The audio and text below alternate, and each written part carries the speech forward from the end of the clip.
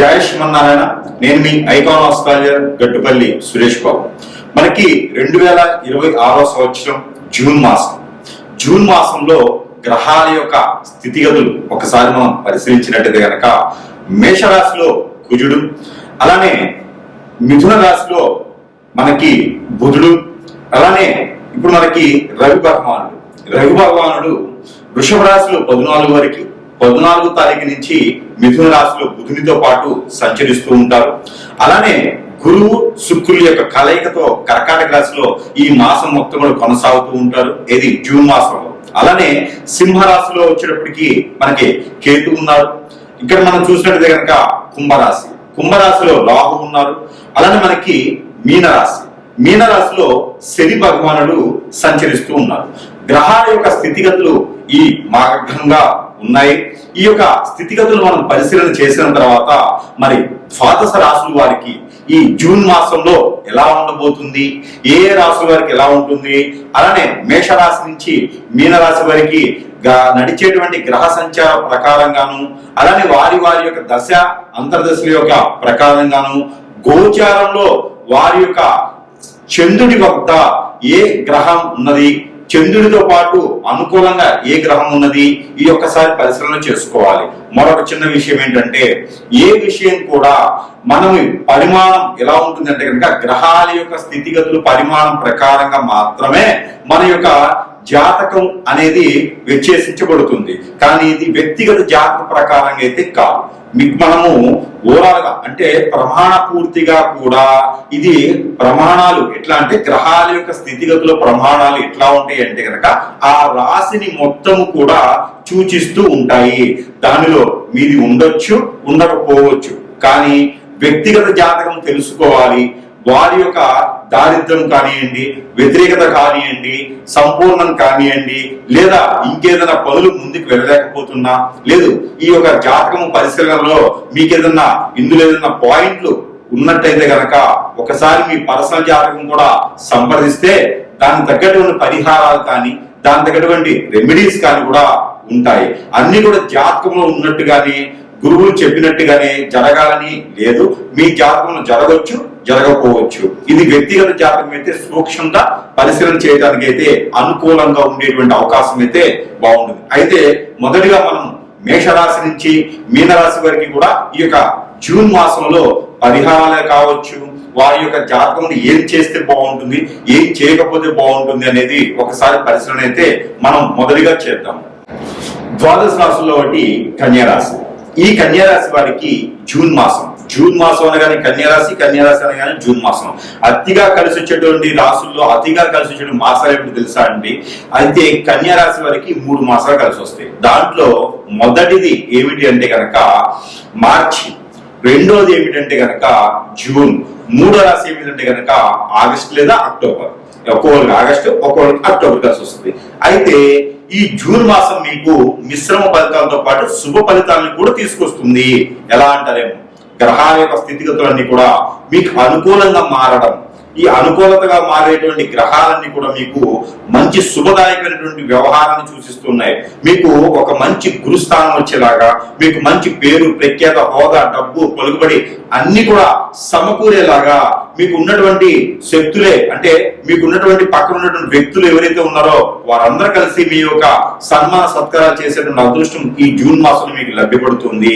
అలానే ఏదైనా పార్టీకి సంబంధించి కానీ, ఏదైనా పదవులకు సంబంధించి కానీ, రాజకీయ రంగంలో కానీ ఎవరైనా ప్రయత్నం చేస్తుంటే ఖచ్చితంగా దాంట్లోకి వెళ్ళేదానికి, దాంట్లో మంచి పదవులు వచ్చేదానికి కూడా కనపడుతుంది. కాబట్టి ఆ మేర మీరు ప్రయత్నం చేయండి. అలానే మీకు ఈ జూన్ మాసంలో కనుక కొత్తగా ఏదైనా వ్యాపారం పెట్టాలనుకుంటే కనుక వ్యాపారం వృద్ధి అవుతుంది. కాబట్టి ఈ 14వ తారీఖు తర్వాత ఏదైనా వ్యాపారం పెట్టుకుంటే చాలా బాగుంటుంది. అలానే ఈ కన్యా రాశి వారికి జూన్ మాసంలో జ్యేష్ఠ మాసం అంటారు.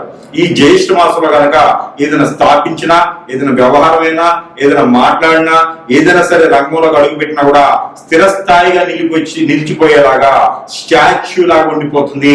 మీకు గురుబలం, శుక్రబలం గట్టిగా ఉన్నాయి. రవి బలం కూడా మీకు 14వ తారీఖు నుంచి ఏర్పడబడుతుంది. కాబట్టి ఈ 3-4 గ్రహాలు కూడా మీకు అనుకూలంగా మారుతున్నాయి. శని భగవాన్ యొక్క అశుభ దృష్టి కూడా తొలగిపోయేసి శుభ దృష్టిగా మారిపోతుంది. అంటే ఒక పనిని ఒకసారి చేస్తే జరిగిపోతుంది, 4-5 సార్లు చేసే అవసరం లేదు.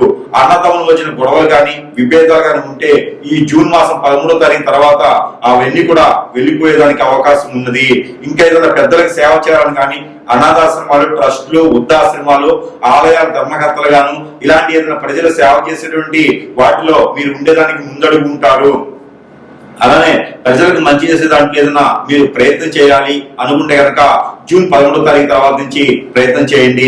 ఇంకా ఏదైనా రంగాల్లో మీరు అడుగు పెట్టాలన్నా, ఇంకేదైనా రంగాల్లో మీరు రాణించాలన్నా, ఇంకా మీ మీద చెడు దృష్టి, నరదృష్టి, నరఘోష, శత్రుభయం, శత్రుపీడ, ఆరోగ్య సమస్యలు ఇవన్నీ కూడా మీకు తొలగిపోయేలాగా ఈ చిన్న పరిహారం చేసుకుంటే సరిపోతుంది.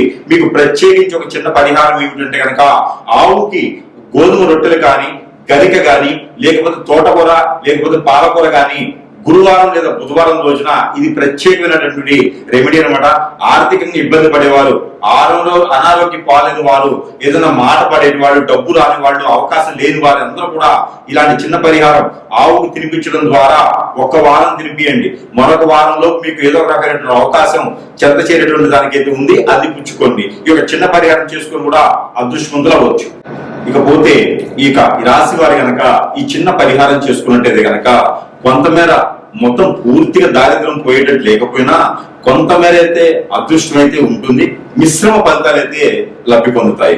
ఇంకా కూడా మీకు ఈ ఫలితాలు సరిపోవట్లేదు అనుకుంటే గనక ఖచ్చితంగా మనము మంత్రోచ్చారణ చేసినటువంటి ఎన్నో రకాలైనటువంటి వస్తువుల్ని మనం ప్రజల వద్దకి చెంతకే చేర్చేటువంటి సదవకాశం కూడా మన దగ్గర లభ్యపడుతుంది. కాబట్టి ప్రతి ఒక్కరు గురువు దగ్గరికి రావాలి అనేటువంటి సమయం దొరకపోవచ్చు.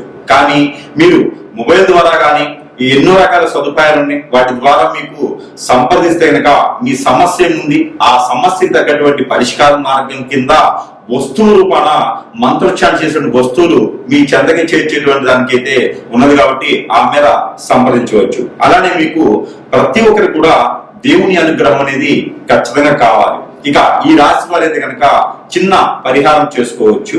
అయితే పరిహారం కింద ఏమిటంటే కనుక దేవుని అనుగ్రహం ముందుగా చూసినట్టయితే కనుక మీరు అందరూ కూడా ఈ యొక్క మాసం జూన్ మాసంలో కనుక దత్తాత్రేయ స్వామి వారిని ఆరాధించిన, దత్తాత్రేయ స్వామి వారికి అభిషేక అర్చనలు హోమాలు చేపించిన, దత్తాత్రేయ స్వామి వారి యొక్క ఆలయం వద్దున దత్తాత్రేయ స్వామి వారికి ఆలయాలు సపరేట్ గా ఉండవు. దత్తాత్రేయ స్వామి వారి ఆలయం ఎక్కడ ఉండిద్దంటే కనుక సాయిబాబా గారి ఆలయంలోనే దత్తాత్రేయ స్వామి వారు ఉంటారు. అక్కడ ఏదైనా గురువారం సాయం సంధ్యవేళ నుంచి రేత్రి కానీ లేదా మంగళవారం రేత్రి కానీ కనుక మీకు ఇంట్లో ఏదైనా కీడు జరిగినా, ఇంట్లో ఏదైనా మీకు అపకీర్తి కానీ, ఇంట్లో ఏదైనా మీకు నిద్ర పట్టకపోయినా, చిరాగ్గా ఆదాయం రాకపోతున్నా, చెట్టుగోలు కొట్టుకోలు అవుతున్నా, ఇలాంటి సమస్యలతో బాధపడేవారు ఎవరైతే ఉంటారో వారు ఈ జూన్ మాసంలో ఏదైనా మంగళవారం లేదా గురువారం రోజున ఏదో ఒక్క రోజైనా సరే అందరూ వెళ్ళేసి ఆ ఒక దత్తాత్రేయ స్వామివారు ఉండేటువంటి ఆలయంలో కనుక నిద్రించండి. అవకాశం ఉంటే కనుక ఖచ్చితంగా నిద్రించండి. ఆ రోజు నేల పడకి చేయాలి. అలానే నాన్ వెజ్ భుజించకూడదు, శాకాహారులుగా వెళ్ళి నిద్రించండి. అలానే కనుక దత్తాత్రేయ స్వామి వారికి 5 నారికేళములు సమర్పించండి. ఆ నారికేళములు 5 కూడా అక్కడే వదిలివేయాలి. ఇంటికి తీసుకుపోయి పిల్లలకి చట్నీ చేసి పెట్టకూడదు, అవి అట్లే వదిలేయాలి. అలానే దత్తాత్రేయ స్వామి వారికి గోధుమ రొట్టెలు, ఈ గోధుమ రొట్టెల్ని మనం ఉప్పు వేయకుండా కాల్చేసి దాంట్లో బెల్లం కలిపేసి అక్కడ స్వామివారికి నైవేద్యం పెట్టి ఆ నైవేద్యాన్ని ఎంతమందికైనా సరే ప్రసాద రూపంగా సమర్పించుకుంటే కనుక ఆర్థిక సమస్యలు, ఆరోగ్య సమస్యలు, నరదిష్టి, నరఘోష, శత్రుభయం, అలానే పితృదోషాలు కూడా మీకు కొంతమేర ఉపశమనం లభ్యపడుతూ ఉంటుంది. అలానే ఈ రాశి వారికి ఎవరికైనా పెళ్లిళ్ళు అవ్వట్లేదా? పెళ్లిళ్ళై కూడా భార్యాభర్తలు దూరంగా ఉంటున్నారా? పెళ్లి కూడా పిల్లలు పుట్టట్లేదా? వ్యాపార వృద్ధి రావట్లేదా? ఇవన్నీ మీకు ఉన్నాయంటే కనుక మీరు కొత్తగా ఏదైనా వ్యాపారం మొదలు పెట్టాలన్నా, విదేశీ ప్రయాణం ఏదైనా చేయాలనుకుంటున్నారా? ఇవన్నీ కూడా మీరు మోసపోకుండా ముందుకు వెళ్ళేదానికి చిన్న పరిహారం చేసుకోండి.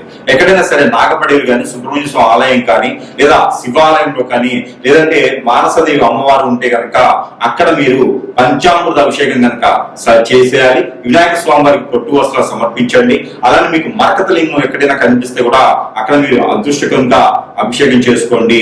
కేసరి గణపతి ఎక్కడైనా మీకు అందుబాటులో ఉంటే కనుక అక్కడ మీరు అభిషేకం చేసిన, అర్చన చేసిన, పొట్టు వస్త్రాలు సమర్పించిన, మీకు బుధవారంలో చేసుకుంటే కనుక పెళ్లి కాని వారైతే కేసరి గణపతి, వ్యాపార వృద్ధి కానీ, ఆరోగ్య సమస్యలు కానీ కోర్టు వ్యవహారాలు కానీ ఉన్నవారైతే కనుక మరకతి గణపతి కానీ మరకత శివలింగం దగ్గర కానీ మీరు అభిషేక అర్చనలు చేయించినట్టయితే కనుక ఖచ్చితంగా మీకు ఉన్నతమైనటువంటి విదేశానికి మీరు వెళ్ళేదానికైనా పెళ్లిళ్ళు అవడానికి ముందడుగు వేసేదానికైనా మీకు ఇంకేదైనా గ్రహ దోషాలు కానీ ప్రకృతి దోషాలు కానీ పొలాలకి గట్లకి సంబంధించినటువంటి విషయాలు కానీ ఏదైనా కోర్టు వ్యవహారాలు కానీ కూడా బయటపడేటువంటి అవకాశాలు మెండుగా ఉంటాయి. కాబట్టి ఒక దగ్గర నుంచి మోసపోకుండా ఉండాలంటే కనుక దక్షిణామూర్తి స్తోత్రం అనేది ప్రతిరోజు పారాయణం చేయండి. ఇలాంటి పరిహారాలు చేసుకోవడం ద్వారా మీకు అదృష్టం అనేది ఖచ్చితంగా కలిసి వచ్చేటువంటిది అయితే కనపడుతుంది.